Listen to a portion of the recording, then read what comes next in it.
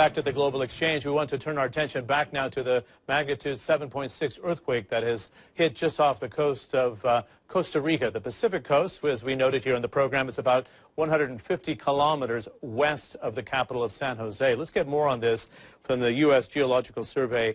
And joining me on the line is Mike Lampede. He is with the USGS. Mike, what can you tell us now? Can you bring us up to date in terms of the magnitude, the depth, and there are early reports of damages? Do you have any sense of what's taking place on the ground? Yeah, let me tell you what we know. I do not have reports of damage. CNN is generally the faster place to get that information. But USGS now estimates the magnitude at 7.6. The location is actually under land in northwest Costa Rica, as you said, about 150 kilometers west of San Jose. It's at a depth of about 40 kilometers, likely on the subduction interface, the interface between the Cocos tectonic plate on the west that is diving down under the Caribbean plate on which Costa Rica sits. The good news is that it's likely that the location and depth are such that the shaking, well, fairly significant. It may be that the depth has limited the damage. We're certainly hoping. In fact, Mike, initially there was a tsunami watch on, and I know that's been lifted right now. When people who are just tuning into CNN are watching, say, 7.6, this must cause problems on the Pacific coast, and we must have a wave surge. But that necessarily doesn't have to take place. That's right. This is an earthquake that appears to be located under land, and so the deflection of the Earth's surface, which, if under the sea, would cause potentially a tsunami, is likely not happening. NOAA, National Oceanographic and Atmospheric Administration, operates tsunami warning centers, including the Pacific and the Caribbean. Their initial estimate was that it was closer to the coast and larger, and so on that basis, on that very initial estimate, they did put out the precautionary watches and warnings for tsunami. But you know, further examination puts it deeper and farther inland, so that there's less worry of that. What does history tell us about the vulnerability of Costa Rica and, in fact, all of Central America there due to the fault lines? This is a sizable quake. What have we learned in the past with quakes around Costa Rica, and they've been centered on the Pacific coast or on the other side?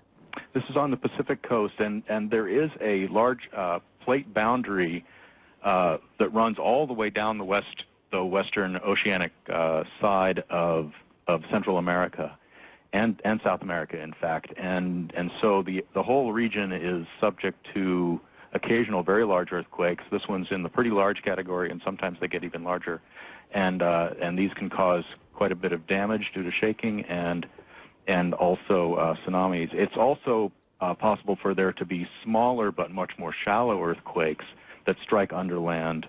And those have happened in the past and have caused very large losses in Nicaragua, Costa Rica, Guatemala, and so forth. Okay, Mike, you mentioned Nicaragua there. I understand the tsunami watch is still in place in Nicaragua and Panama, and even on the Pacific coast of Costa Rica. What does that tell us, or is it too early to lift the tsunami watch? Just give us a sense of why or when they could be lifted.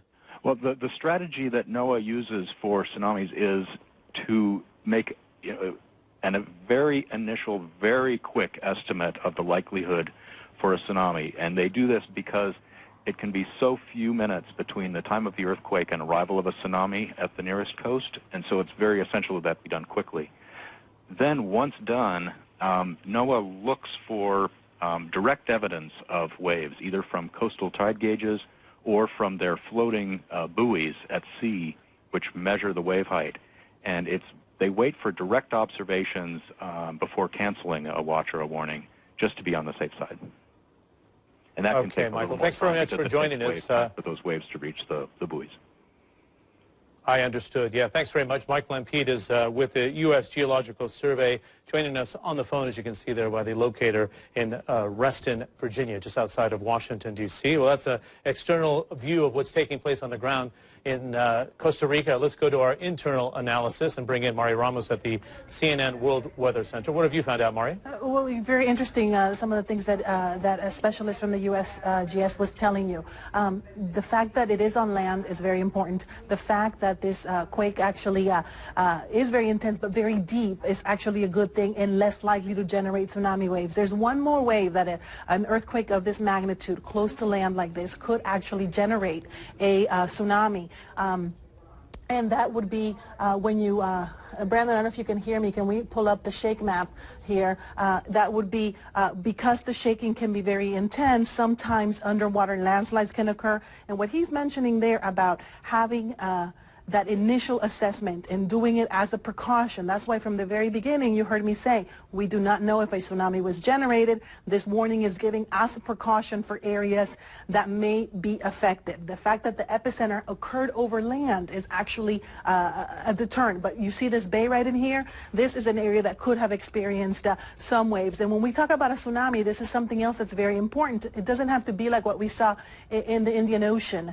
It doesn't have to be like what we saw in Japan. Sometimes even very small waves, half a meter, several centimeters, are enough to cause flooding, especially in low-lying areas right along the beach and in bays such as this one. Those areas like that could be more likely to experience flooding from even a small tsunami. In this case, we don't know if a tsunami was generated. If it had been, those waves would have already reached those areas particularly closest to the epicenter, and in those areas where Nicaragua is located, we'll be getting there pretty soon, and in Panama in about 20 minutes or so. Back to you.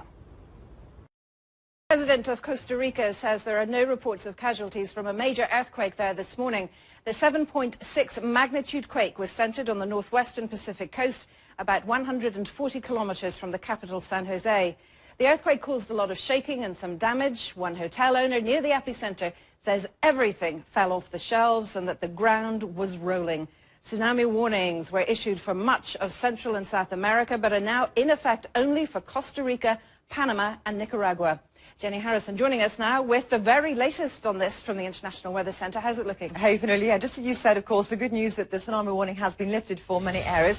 Let's just show you, first of all, where we are talking about. Remember, you've got all these major plates. This is the Cocos Plate to the north. We've got the Caribbean Plate. The Cocos Plate actually is the subduction plate which goes underneath, and this is what has happened here. So there it is. There, of course, the epicenter, as you say, 7.6 magnitude, downgraded from the initial estimate of 7.9, 40 kilometers deep.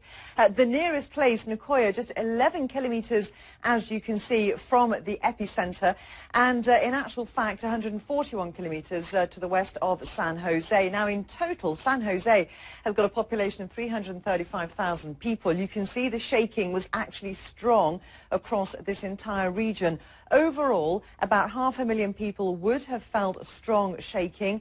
The structures in this area, they are overall quite vulnerable to earthquakes. But having said that, this particular region is very underpopulated. It's actually a very big tourist spot. There's lots of jungles people visit. There's resorts on the coast.